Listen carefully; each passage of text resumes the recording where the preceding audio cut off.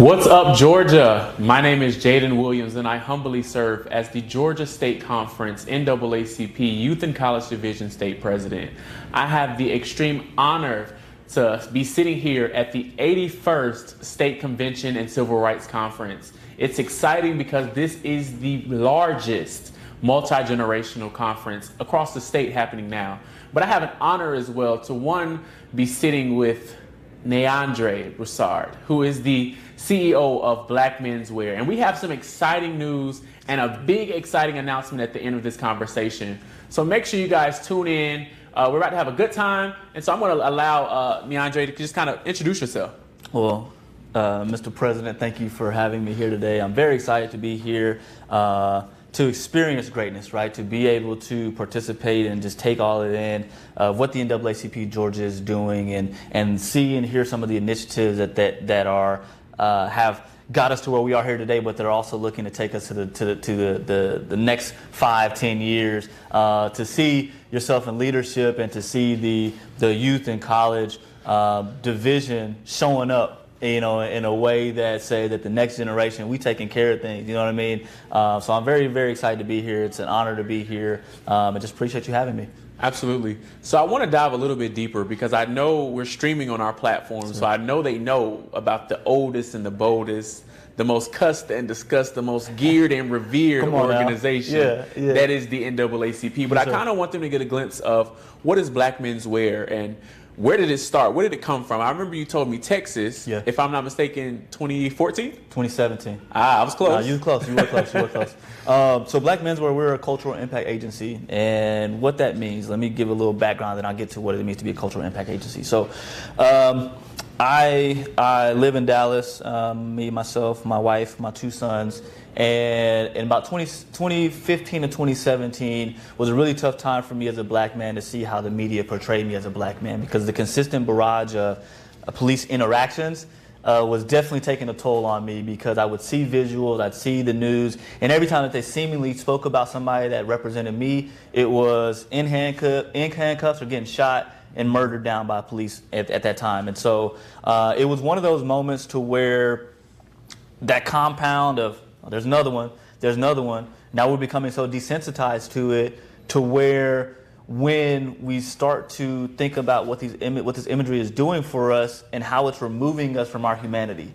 And for me, it was really important at that moment to say, what can I do to really depict who I am? Who my sons, you know, at this time my boys are babies, right? Who they are, who my buddies are, my homies, my cousins, my friends. Cause we're all out here trying to make a better place in the world for us and for our families. And so, you know, that was one of those turn point moments for me where you know, God really said to me, what can you do? How can you leverage your expertise in social media to be able to amplify a voice that actually represents your community? And so that's where we started the platform of Black Men's, where it was started as a voice to be able to change the narrative, because the narrative was so negative. And I understood, you know, as a part of my major, I had a really big balance of sociology. So I understand how from a large group of people, the more you impress upon a large group of people, the more you can get them to react a certain way. Right. And so how all of these years of consistent negative imagery, what it's done to our community, and understanding that, I said, nah, man, if I can just start a compound effect of positive imagery, just looking at how just represent ourselves in a way that just receives positive feedback, receives positive input, the opportunity there just to grow a voice that helps us to understand our kingship was really what we were trying to go to. And so as we developed that over the years, we've largely become known for traveling the world and doing what we call our flash mobs.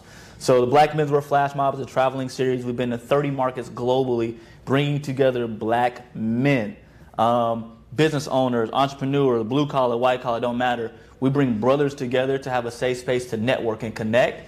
And then we have the privilege of capturing that content, the organic content.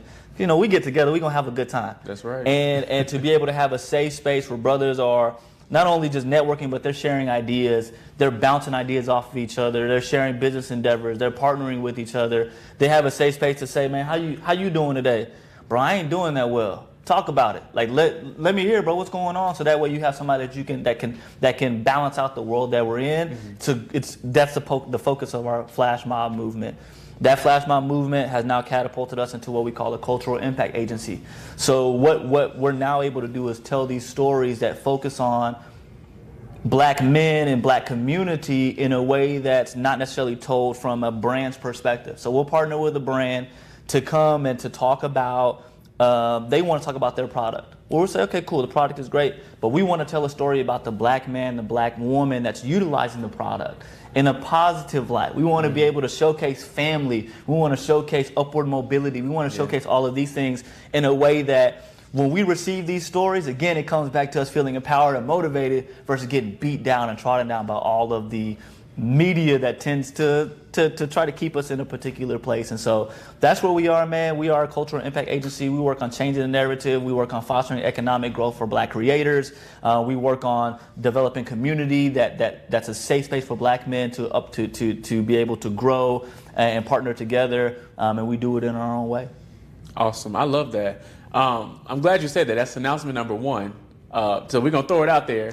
The Georgia NAACP, as well as the Youth and College Division, will be joining the Atlanta Flash Mob as you guys are on tour. Yes, sir. What's the date for the Atlanta Flash Mob? November 4th, Saturday, November 4th. We are having our Atlanta Flash Mob that morning. Awesome. So November 4th, y'all heard it. Go ahead and save the date. Be on the lookout for more information. Now back to this conversation. Now you said y'all are a cultural impacting agency. Yes, sir. I love that. That's kind of similar to what we do here at the NAACP. Correct.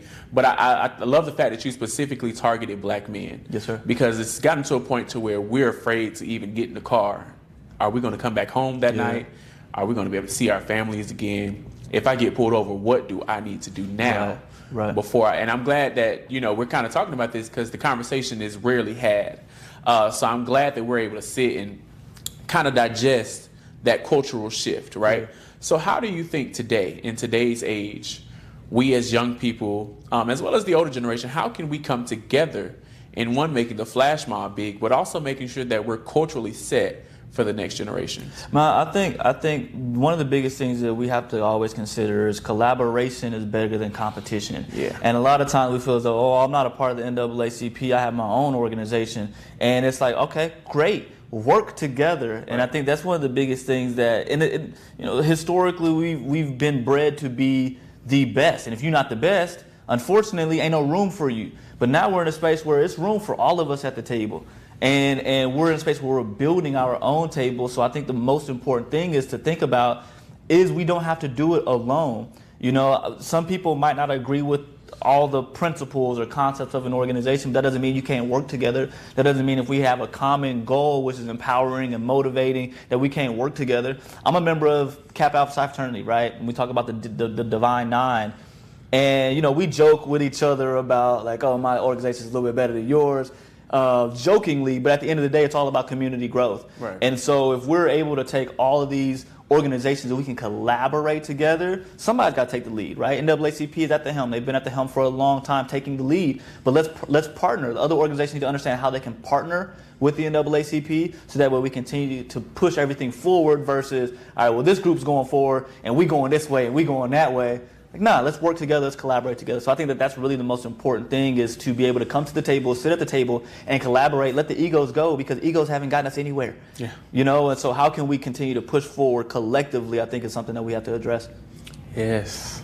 You spoke a word. I hope y'all was listening. That was a word. But no, I'm excited, right? One, because this cultural shift, more so for the city of Atlanta, the state of Georgia is big. Yeah. And when I saw that you were on tour, I immediately had my team reach out, because it's like, when they come to Atlanta, we got to make it the biggest one. That's like, this is going to be the male renaissance. Come on now. Let's just go ahead and throw it out. Come on now. So I did kind of want to jump into one by saying this real quick. Sir. In the next few days, the Georgia NAACP Youth and College Division will be dropping a raffle where we will be giving away 20 tickets to something we're about to talk about. Okay. And that is also going to be around the November 4th date. So you all stay tuned for that. But I heard, let's get back to you. Yes, sir. That we are having a summit, the Black Men Summit, yes, sir. in Atlanta when you do the flash mob. So give us a little bit more about that so they can know what they raffling for. So, man, as we were traveling and going to all these different markets, and the flash mob it's a 2-hour event. From the time that we start to the time that we wrapped up in the car going, it's 2 hours. And my team, we were just sitting there taking it all in and experiencing all this brotherhood and hearing the conversations and hearing the questions. And we were like, man, this is great, but we got to have something a little bit more robust so that some of these questions can actually have time to get answered, right? Some of these guys can actually have time to tap in and hear from some of their favorite influencers, their favorite entrepreneurs that are at this flash mob with them. Like regular, they are regular, but we're all regular people, but they are there in a controlled environment that just allowed us to be black men. And that's how we developed the concept where Black Menswear, along with the Black Man Can platform, along with Black Wealth Renaissance platform, and along with the Dad Game platform, last year came together and said, we're going to host a summit for black men to feel empowered and to leave there ready to take on the world. So last year we did it in Dallas for year 1. Year 2, we're in Atlanta to have our Black Men Summit on November 4th. We've got Dr. Jamal Bryant is coming to be our keynote speaker for today.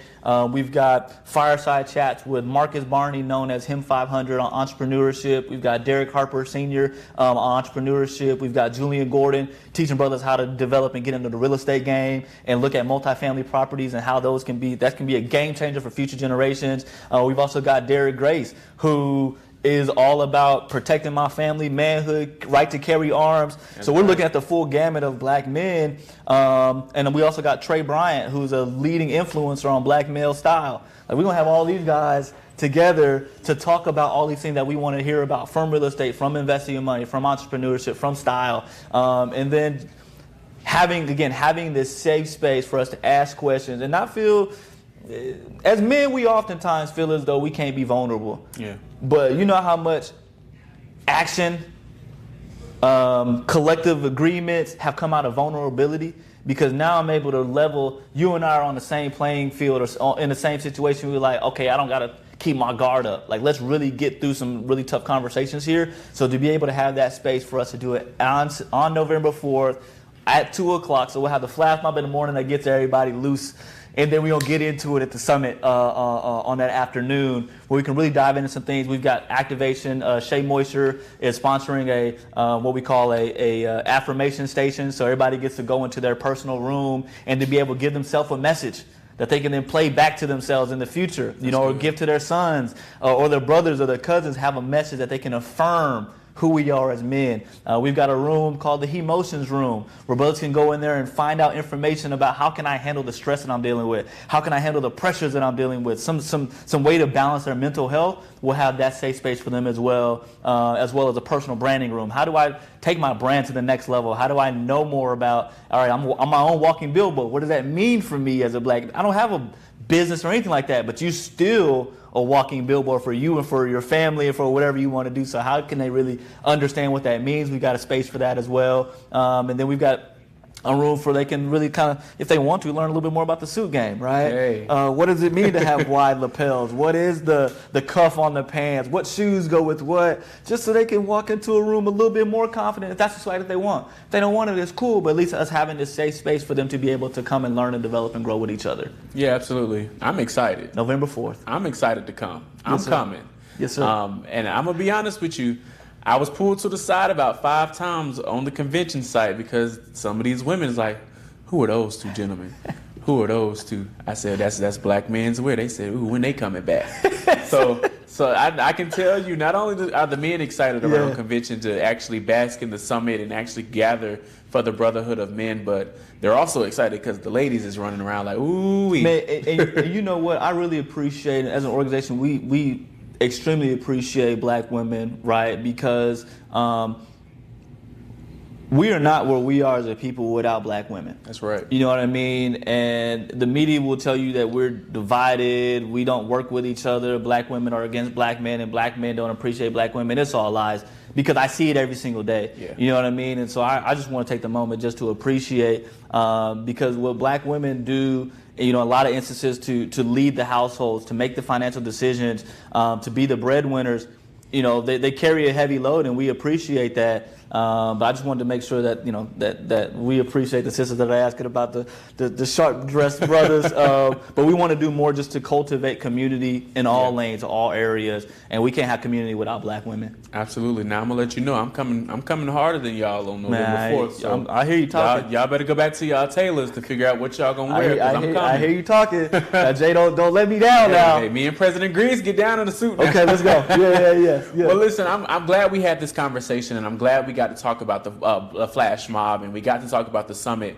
I want to remind you guys all across the internet that we are going to be sponsoring 15 members from the state conference, and we're also encouraging all of our units across the state to sponsor at least 5 to 10 adults and young people throughout the state.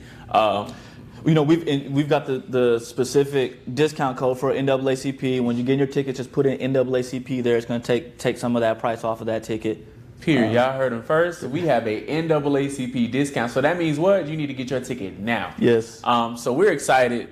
I want to thank you first for coming all the way down to the Georgia NAACP convention, and you and your team. You guys are welcome for the entire convention. I hope you guys can kind of bask in what we do and how we do it. Yes, sir. We are on 114 years for nothing, so y'all get to experience what an organization really is and how we actually dive deeper into community advocacy. Yes, sir. And how we dive deeper into making sure not just the state looks good, but our local communities look good too. Man, I love that, and again, I just want to give kudos because as an organization, I mean, this is an organization that as a child you grow up and you read about in the history books and you see what the NAACP has been doing before, during civil rights, after where we are now in the new wave of civil rights, because we're still fighting for stuff today that we feel as though we should have already had, right? But to be in the position of at the front of the fight and really appreciate that. And again, Black Men's Words, honored to be here, to be partnering with you guys, collaborating with you guys on the summit. And we'll just love to have membership of the NAACP there, brothers there, so they can appreciate and understand what we're doing, in our particular space for Black men, and how we can help to empower and motivate each other. Again, we talked about collaboration is better than competition. That's right. And we want to work together. Well, you heard it here first, collaboration over competition. I want to thank you, Neandre, for coming out to the state convention. I want to thank you guys for tuning in. Again, November 4th, save the date, more information to come. This is Jaden Williams, Youth and College President, and I am signing out at the 81st State Convention.